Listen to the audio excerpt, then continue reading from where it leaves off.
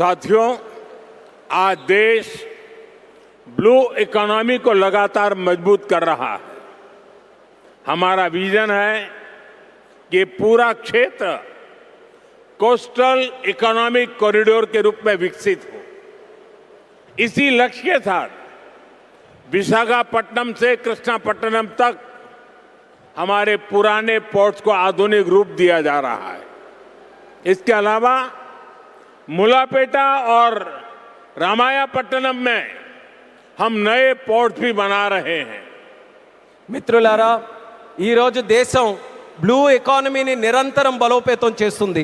మా విజన్ ఈ మొత్తం ప్రాంతాన్ని ఒక కోస్టల్ ఎకనామిక్ కారిడార్గా అభివృద్ధి చేయడం. ఈ లక్ష్యంతో విశాఖపట్నం నుంచి కృష్ణపట్నం వరకు మన పాత పోర్ట్స్ అన్నిటినీ కూడా ఆధునీకరిస్తున్నాం. అదే సమయంలో మూలపేట మరియు రామయ్యపట్నంలో కొత్త పోర్ట్స్ని కూడా మనం నిర్మించబోతున్నాం. साथियों, पोर्ट डेवलपमेंट के साथ साथ पूरे आंध्र में हाईवे और एक्सप्रेसवे का नेटवर्क तैयार हो रहा है। विशाखापट्टनम रायपुर एक्सप्रेसवे जैसे प्रोजेक्ट इस पूरे क्षेत्र को रफ्तार दे रहे हैं. మిత్రులారా, పోర్టుల అభివృద్ధితో పాటు ఆంధ్రప్రదేశ్ మొత్తం హైవేస్ ఎక్స్ప్రెస్వేస్ నెట్వర్క్ని విస్తృతంగా పెంచుకుంటూ పోతుంది. విశాఖపట్నం రాయ్పూర్ ఎక్స్ప్రెస్వే వంటి ప్రాజెక్టులు ఈ ప్రాంతానికి సరికొత్త వేగాన్ని అందిస్తున్నాయి. साथियों, ये पूरा रीजन देश के बड़े औद्योगिक केंद्रों से आसानी से जुड़े, इसके लिए आज आंध्र प्रदेश में करीब 1 लाख करोड़ रुपीस की रेलवे परियोजनाओं पर काम चल रहा है. राज्य के पूरे रेल नेटवर्क का इलेक्ट्रिफिकेशन हो चुका है. यहां 70 से ज्यादा रेलवे स्टेशनों को भी आधुनिक बनाया जा रहा है. మిత్రులారా, ఈ ప్రాంతం మొత్తం దేశంలోని ప్రధాన పారిశ్రామిక కేంద్రాలతో మరింత సులభంగా అనుసంధానం అవ్వడానికి ఈరోజు ఆంధ్రప్రదేశ్లో దాదాపు 1,00,000 కోట్ల రూపాయలు విలువైన రైల్వే ప్రాజెక్ట్స్ తాలూకా పనులు కూడా జరుగుతున్నాయి. రాష్ట్రంలో రైల్వే నెట్వర్క్ అంతా ఇప్పటికీ పూర్తిగా ఎలక్ట్రిఫికేషన్ అయ్యింది. అదేవిధంగా 70కి పైగా రైల్వే స్టేషన్లు కూడా ఆధునీకరిస్తున్నాం. साथियों, आज इस क्षेत्र के विकास में पीएम गति शक्ति नेशनल मास्टर प्लान भी बड़ी भूमिका निभा रहा है. पीएम गति शक्ति के माध्यम से इस पूरे क्षेत्र में रेल, पोर्ट और एयरपोर्ट को एक साथ जोड़ा जा रहा है. जब यहां ये आधुनिक लॉजिस्टिक नेटवर्क तैयार हो जाएगा तो उद्योगों को बेहतर कनेक्टिविटी मिलेगी, किसानों को फायदा होगा और ईज ऑफ डूइंग बिजनेस भी बढ़ेगा. మిత్రులారా, ఈ ప్రాంత అభివృద్ధితో పిఎం గతి శక్తి నేషనల్ మాస్టర్ ప్లాన్ కూడా కీలక పాత్ర పోషిస్తుంది. పిఎం గతి శక్తి ద్వారా రైల్ కానీ, పోర్టు కానీ, ఎయిర్పోర్ట్లు కానీ ఒక సమగ్ర నెట్వర్క్గా అనుసంధానం చేస్తున్నాం. ఈ ఆధునిక లాజిస్టిక్స్ నెట్వర్క్ పూర్తయిన తర్వాత పరిశ్రమలకు మరింత మెరుగైన కనెక్టివిటీ లభిస్తుంది, రైతులకి ప్రయోజనం చేకూరుతుంది, అలాగే ఈజ్ ఆఫ్ డూయింగ్ బిజినెస్కి కూడా మరింత పెరుగుతుంది. साथियों, आंध्र प्रदेश हमेशा भविष्य की सोच रखने वाला प्रदेश रहा है.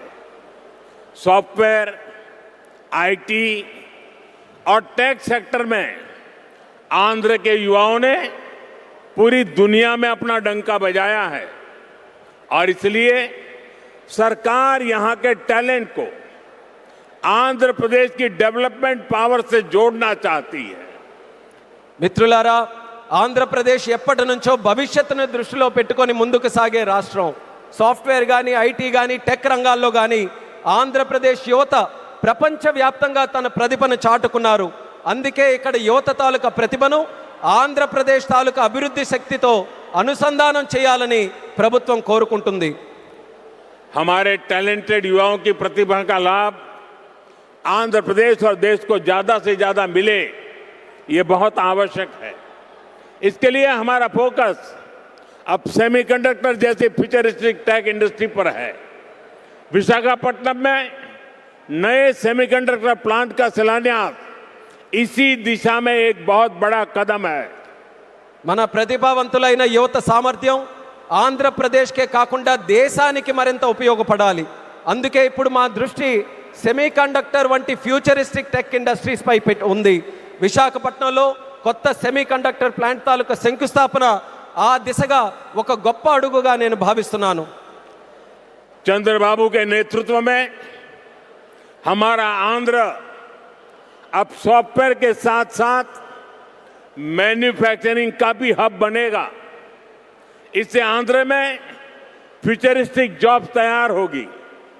टेक इंडस्ट्रीज के लिए नया वातावरण तैयार होगा.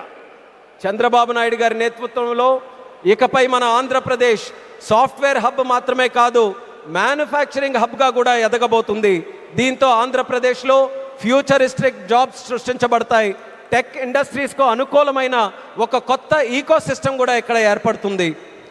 साथियों, वर्ल्ड इकोनॉमी में कहीं पे किसी भी ग्रोथ सेंटर का निर्माण सिर्फ एक फैक्ट्री से नहीं हो सकता. उसके लिए एक पूरे इकोसिस्टम की जरूरत होती है. आज आंध्र प्रदेश में हम ग्रोथ का वही इकोसिस्टम तैयार कर रहे हैं. चंद्रबाबू नायडू जी व्यक्तिगत स्तर पर दिन रात मेहनत करते हैं. इसी का परिणाम है आज दुनिया की कई बड़ी बड़ी कंपनियां यहां निवेश करने के लिए आना चाहती हैं. మిత్రులారా, ప్రపంచ ఆర్థిక వ్యవస్థలో ఏ గ్రోత్ సెంటర్ అయినా ఒక్క ఫ్యాక్టరీతో నిర్మించబడదు. దానికోసం ఒక పూర్తి ఈకో సిస్టమ్ని మనం ఏర్పాటు చేయాలి. ఈరోజు ఆంధ్రప్రదేశ్లో మనం అలాంటి గ్రోత్ ఈకో సిస్టమ్నే నిర్మించబోతున్నాం. మన ముఖ్యమంత్రి చంద్రబాబు నాయుడు గారు వ్యక్తిగతంగా రాత్రి పగలు రాష్ట్రం కోసం కష్టపడుతున్నారు. దాని ఫలితంగానే ఈరోజు ప్రపంచంలో ఉన్నటువంటి ప్రముఖ కంపెనీలు ఇక్కడ పెట్టుబడులు పెట్టడానికి ఎంతో ఆసక్తి చూపిస్తున్నాయి. साथियों, यहां सेमीकंडक्टर के साथ साथ एआई इंफ्रा और डेटा सेंटर पर भी काम हो रहा है. गूगल ने भी यहां $15 बिलियन के एआई और क्लाउड इंफ्रास्ट्रक्चर कैंपस की घोषणा की है. और भी कई ग्लोबल कंपनी यहां नई संभावनाएं देख रही हैं. इसका बहुत बड़ा फायदा आंध्र प्रदेश के साथ साथ देश के यूथ को हो रहा है. మిత్రులారా, ఇక్కడ సెమీ కండక్టర్తో పాటు ఏఐ ఇన్ఫ్రాస్ట్రక్చర్, డేటా సెంటర్స్ రంగాల్లో కూడా వేగంగా పనులు జరుగుతున్నాయి. గూగుల్ కూడా ఇక్కడ $15 బిలియన్ విలువైన ఏఐ మరియు క్లౌడ్ ఇన్ఫ్రాస్ట్రక్చర్ క్యాంపస్ని ఏర్పాటు చేయబోతుంది. ఇంకా అనేక అంతర్జాతీయ కంపెనీలు కూడా ఇక్కడ కొత్త పెట్టుబడులకు అవకాశాలు చూస్తున్నాయి. దీనివల్ల ఆంధ్రప్రదేశ్ యువత కాకుండా దేశ యువతకు కూడా ఒక్క గొప్ప ప్రయోజనం కలగబోతుంది. साथियों, आंध्र की इंडस्ट्रियल ग्रोथ स्टोरी केवल डिजिटल टेक तक से ही सीमित नहीं है. नकापल्ली में केंद्र सरकार बड़े फार्मा पार्क के लिए भी सहयोग दे रही है. इससे आंध्र प्रदेश देश के एक बड़े फार्मा हब के रूप में भी विकसित होगा. మిత్రులారా, ఆంధ్రప్రదేశ్ ఇండస్ట్రియల్ గ్రోత్ స్టోరీయే కాకుండా డిజిటల్ టెక్ వరకే పరిమితం కాకుండా నక్కపల్లిలో కేంద్ర ప్రభుత్వం యొక్క భారీ ఫార్మా పార్క్ ఏర్పాటుకి కూడా సహకరిస్తుంది. దీంతో ఆంధ్రప్రదేశ్ దేశంలోనే ఒక ప్రముఖ ఫార్మా హబ్గా ఎదగబోతుందని తెలియజేస్తున్నాను.